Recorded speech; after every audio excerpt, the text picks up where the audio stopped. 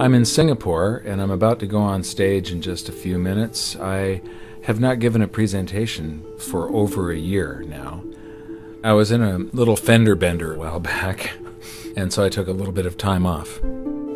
There's this sense of urgency now. The global dollar standard was put in place by a series of accidental events that were very fortunate for the United States because it gave us an advantage over the rest of the world. But our politicians over the past decade or so have abused this privilege as though it was their birthright. And now the rest of the world are turning their backs on the US dollar standard. This is going to cause a financial calamity the likes of which we've never seen before, and it's going to be devastating for most people. I don't want this to happen, but the damage has already been done. So I'm going around trying to alert people and show them how they can protect themselves and turn this into a great opportunity for themselves. There's always one result from what we are doing right now, expanding the currency supplies all over the planet. There's one result, and that is higher gold and silver prices. I love America, at least the America that the Founding Fathers created, and I'm hoping that people get interested in this so that they'll see that what made America great is the answer to our problems, to get back to free markets, free people, and sound money. Our own history proves that this is the road to maximum prosperity. We are entering a period of financial crisis that is the greatest the world has ever known. The wealth transfer that will take place during this decade is the greatest wealth transfer in history. Wealth is never destroyed, it is merely transferred, and that means that on the opposite side of every crisis there is an opportunity.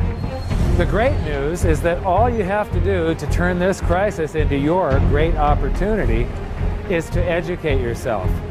I believe that the best investment that you can make in your lifetime is your own education.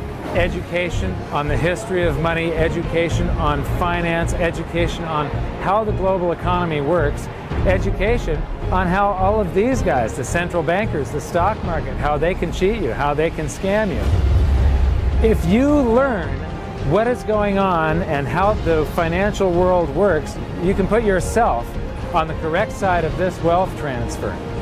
Winston Churchill once said that the further you look into the past, the further that you can see into the future. This program is all about creating your own crystal ball, being able to gaze into the future, being able to change this crisis, the greatest crisis in the history of mankind, into your great opportunity.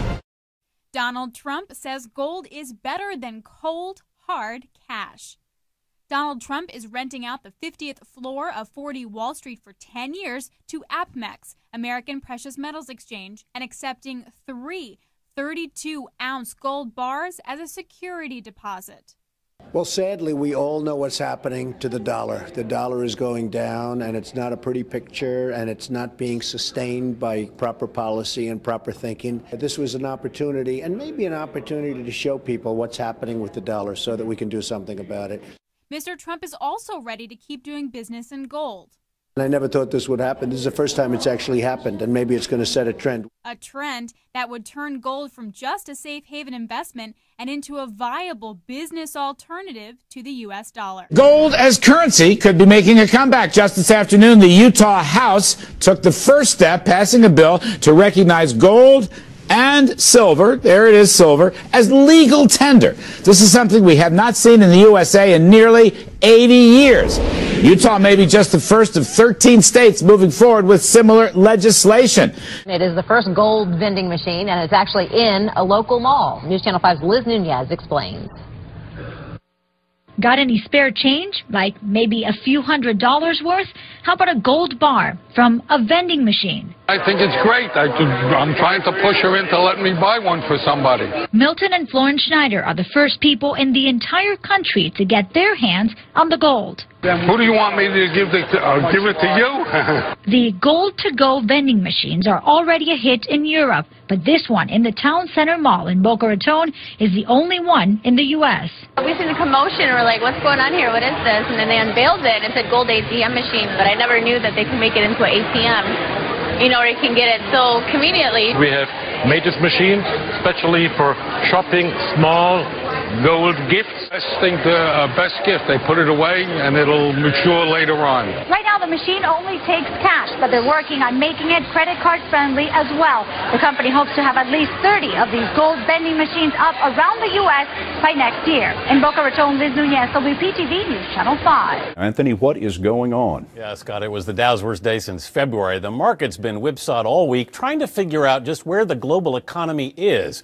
It rallied 275 points yesterday when the Federal Reserve minutes showed the Fed intends to keep interest rates low. But it lost all of that and more today on worries about slowing growth in Europe, where some analysts now fear the possibility, Scott, of a double-dip recession. And as we were watching the Dow bounce around, came the news today that China has surpassed the United States as the largest economy in the world. Waldorf Astoria Hotel on Park Avenue is where President Obama stays when visiting New York. In 1974, when China's future premier Deng Xiaoping first visited the U.S., he stayed at the Waldorf. Now, a firm led by Deng's grandson-in-law is buying the Waldorf.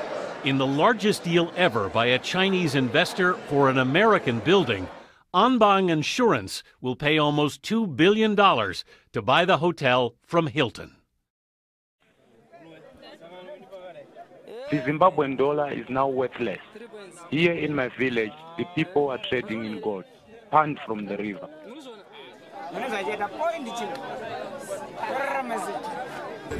If you need cooking oil, you have to exchange with gold. If you need melamine, you have to exchange it with gold. If you need soap, you have to change with gold. Everything is gold, no Zimbabwean dollar. Gold and silver is God's money. It's money made by God. And then in 1971, the U.S. government under President Nixon took God's money and turned it into man-made money. Never in the history of the world has this ever happened. In 1971, the U.S. and Nixon convinced the entire world to replace gold and silver with paper money. This stuff. Cash is trash.